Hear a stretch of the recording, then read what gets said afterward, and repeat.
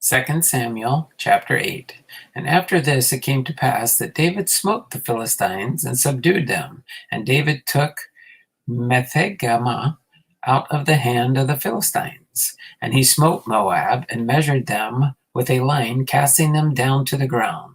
Even with 2 lines measured, he too put to death, and with 1 full line to keep alive. And so the Moabites became David's servants and brought gifts. David smote also Hadadezer, the son of Rehob, king of Zobah, as he went to recover his border at the river Euphrates. And David took him from 1,000 chariots and 700 horsemen and 20,000 footmen. And David houghed all the chariot horses, but reserved of them for 100 chariots. And when the Syrians of Damascus came to succor Hadadezer, king of Zobah, David slew of the Syrians 22,000 men. And David put garrisons in Syria and Damascus, and the Syrians became servants to David and brought gifts. And the Lord preserved David whithersoever he went. And David took the shields of gold that were on the servants of Hadadezer and brought them to Jerusalem, and from Betah and from Betrothai, cities of Hadadezer, King David took exceeding much brass. When Toi, king of Hamath, heard that David had smitten all the host of Hadadezer, then Toi sent Joram his son unto King David to salute him and to bless him, because he had fought against Hadadezer and smitten him. For Hadadezer had wars with Toi, and Joram brought him with vessels of silver and vessels of gold and vessels of brass, which also King David did dedicate unto the Lord with the silver and gold that he had dedicated of all nations which he subdued, of Syria and of Moab and of the children of Ammon and of the Philistines and of Amalek and of the spoil of Hadadezer, son of Rehob, king of Zobah. And David gat him a name when he returned from smiting the Syrians in the valley of Salt, being 18,000 men. And he put garrisons in Edom. Throughout all Edom put he garrisons, and all they of Edom became David's servants.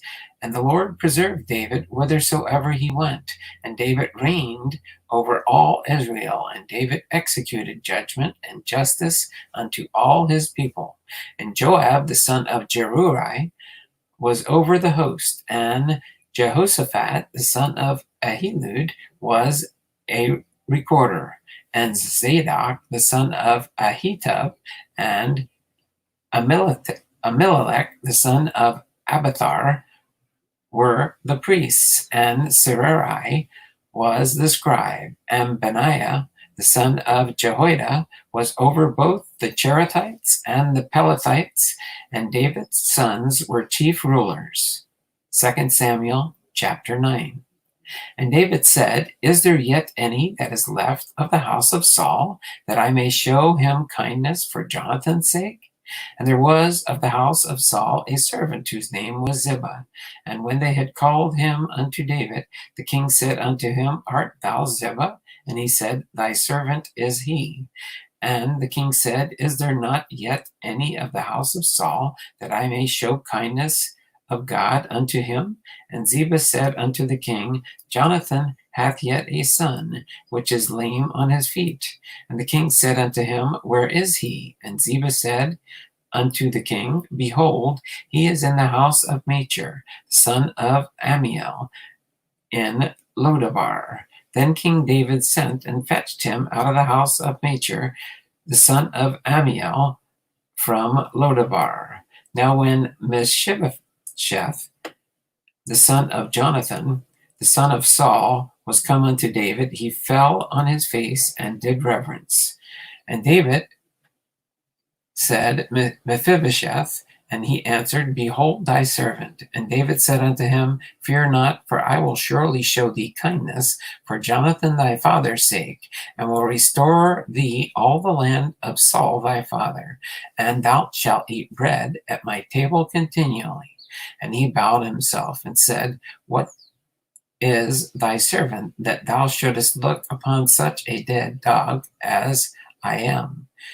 Then the king called to Ziba, Saul's servant, and said unto him, I have given unto thy master's son all that pertained to Saul and to all his house. Thou therefore, thy sons and thy servants, shall till the land for him, and thou shalt bring in the fruits, and thy master's son may have food to eat. But Mephibosheth, thy master's son, shall eat bread alway at my table. Now Ziba had 15 sons and 20 servants. Then said Ziba unto the king, According to all that my lord the king hath commanded his servant, so shall thy servant do. As for Mephibosheth, said the king, he shall eat at my table as one of the king's sons. And Mephibosheth had a young son whose name was Micah, and all that dwell in the house of Ziba were servants unto Mephibosheth. So Mephibosheth dwelt in Jerusalem, for he did eat continually at the king's table, and was lame on both his feet. 2 Samuel chapter 10. And it came to pass after this that the king of the children of Ammon died, and Hanun his son reigned in his stead.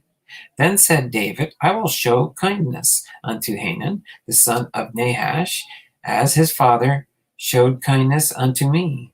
And David sent to comfort him by the hand of his servants for his father. And David's servants came into the land of the children of Ammon. And the princes of the children of Ammon said to Hanun, their lord, Thinkest thou that David doth honor thy father, that he hath sent comforters unto thee? Hath not David rather sent his servants unto thee to search the city and to spy it out and to overthrow it? Wherefore Hanun took David's servants and shaved off the one half of their heads and cut off the garments in the middle, even to their buttocks, and sent them away. When they told it unto David, he sent to meet them, because the men were greatly ashamed. And the king said, Tarry at Jericho until your beards be grown, and then return.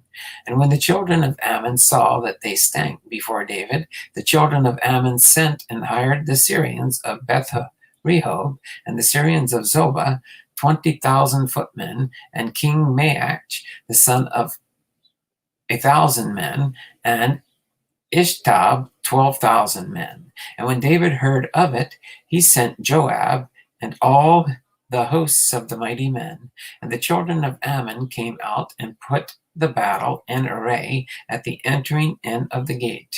And the Syrians of Zobah and of Rehob and Ishtab and Maacah were themselves in the field. When Joab saw that the front of the battle was against him before and behind, he chose of all the choice of men of Israel and put them in array against the Syrians. And the rest of the people he delivered into the hand of Abishai, his brother, that he might put them in array against the children of Ammon. And he said, If the Syrians be too strong for me, then thou shalt help me. But if the children of Ammon be too strong for thee, then I will come help thee. Be of good courage, and let us play the men for our people, and for the cities of our God. And the Lord do that which seemeth him good. And Joab drew nigh, and the people that were with him, unto the battle against the Syrians, and they fled before him. And when the children of Ammon saw that the Syrians were fled, they also before Abishai, and entered into the city. So Joab returned from the children of Ammon and came to Jerusalem.